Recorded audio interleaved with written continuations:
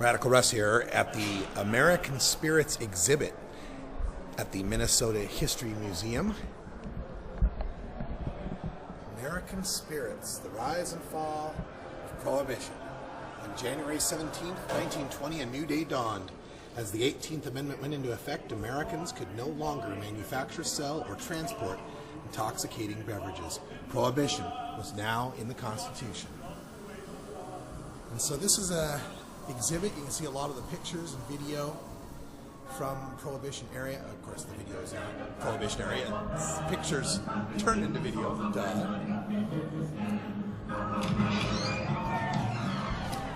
wets and the dries.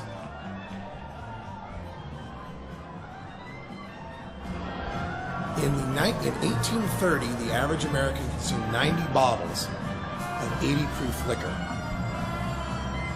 The lit bottles represent how much people drink now. So that gives you some idea how much more they were drinking in 1830. And this, America had a drinking problem, 1830 to 1912. And by the 1800s, people started to get concerned about all of this widespread use of alcohol.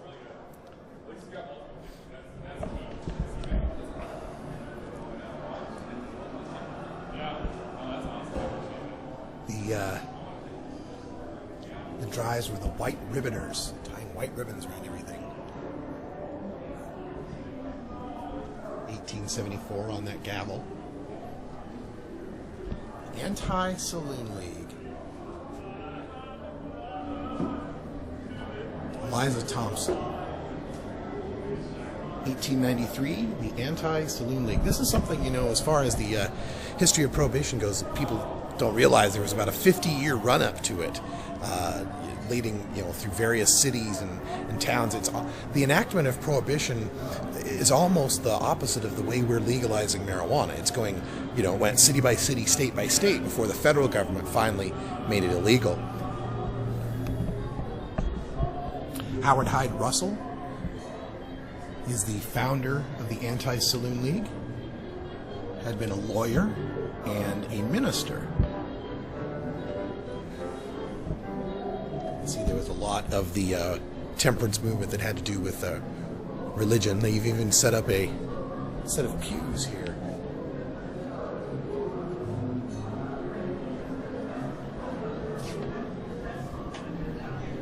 And in the pew here, you can see the strange bedfellows. The Anti-Saloon League expanded its political base by uniting interest groups that had little in common besides opposition to alcohol. Nativists, people that were anti-immigrant, populists, industrial workers of the world, that it was weakening the working class, progressives that thought it was evil, racists, the Ku Klux Klan, demonizing the drunken Negro. So, kind of one of those situations where you have people that are vastly disparate in many of their political views supporting Prohibition, and again, kind of an opposite to what we see with marijuana today, where you see people on the far left, people on the far right that are coming together to support bills to reform marijuana laws. Of course, Carrie Nation, she's probably the person most identified with the temperance movement. She was a 6-foot-tall woman, and this was her axe. Carrie Nation's axe from 1901, and a mirror from the 1890s that was smashed in one of her raids. She became famous when she strode into a saloon in Topeka, Kansas, and pulled out a hatchet, smashing all the bottles in the mirror behind the bar, breaking open the beer barrels.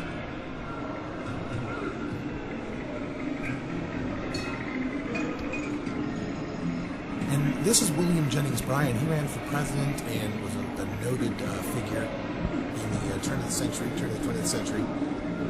And he felt that Prohibition could improve the lives of ordinary Americans.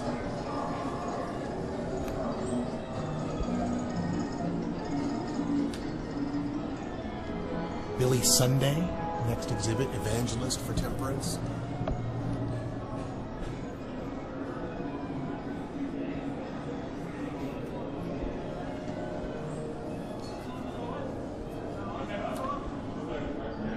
along this wall you can see a whole bunch of flyers and handbills posted to the wall here that are temperance, the poor drunkard's child,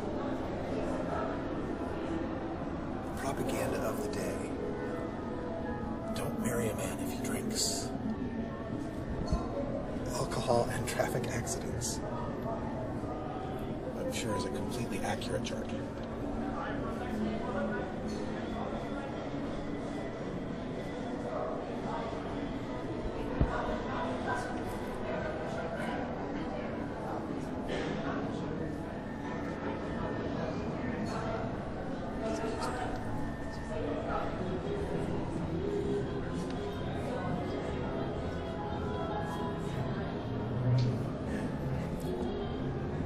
The Titanic carried down 1,503 people.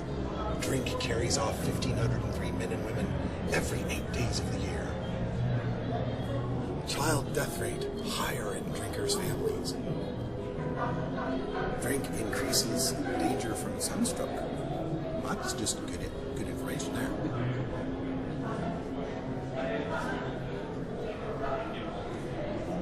Children in misery. Parents drink to blame in at least 3 cases out of every 4. Drink, the largest cause of unhappy homes in Chicago.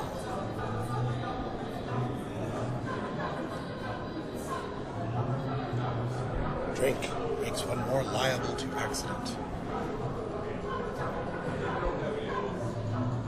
Drinking mothers lost more than half their babies. Sober mothers, less than 1/4.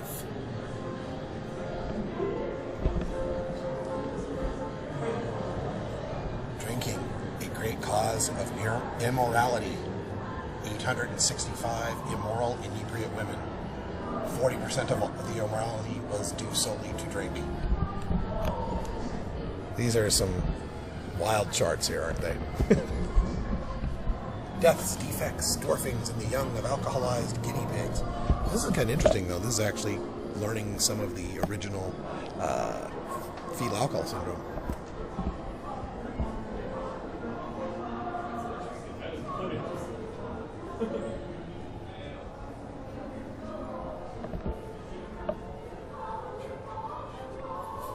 So here is a 1908 poster that's kind of interesting. The steps to a drunkard's progress. Step 1, a glass with a friend. Step 2, the glass to keep the cold out. Step 3, a glass too much. Step 4, drunk and riotous.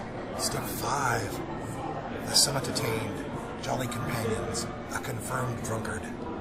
Step 6, poverty and disease. Step 7, forsaken by friends. Step 8, desperation and crime. Step 9, death by suicide. It's inevitable, folks. Inevitable. 7. Feeble-mindedness from alcoholism. Gotta be careful about that. Assaults in drink. 66.5% committed in saloons. The sober man thinks before he acts. Alcohol makes a man act before he thinks. More men die from alcoholism than from typhoid fever or smallpox. That's probably still true today.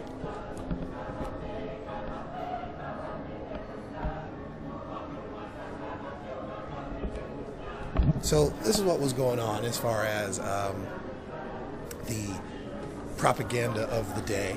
And now we'll move on to the section of the 18th Amendment. 1913 to 1919, basically a 6-year time to get this done. The anti-liquor forces determined only a constitutional amendment could make that happen. Wayne B. Wheeler was the chief lobbyist for the Anti-Saloon League, and his strategy was simple. If you support us on Prohibition, we'll support you. So he just delivered votes, basically.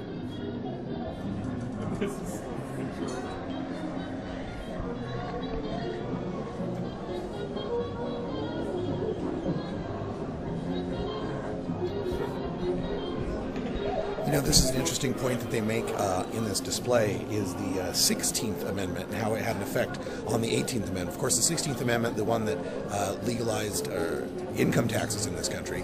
Until then, the United States federal government was highly dependent on alcohol taxes.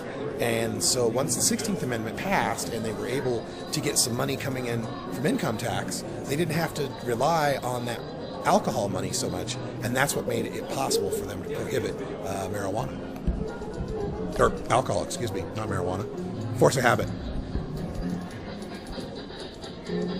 This is an interesting looking device here.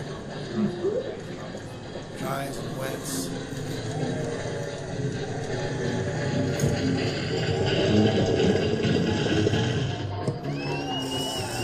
Are we live on Twitter? Not live. Oh, okay. But you'll be there. Hi guys. Very cool. Yeah, we couldn't go live today. Not enough internet. I heard hour 2, so I was like, are we in hour 2? We're in hour 2, yes.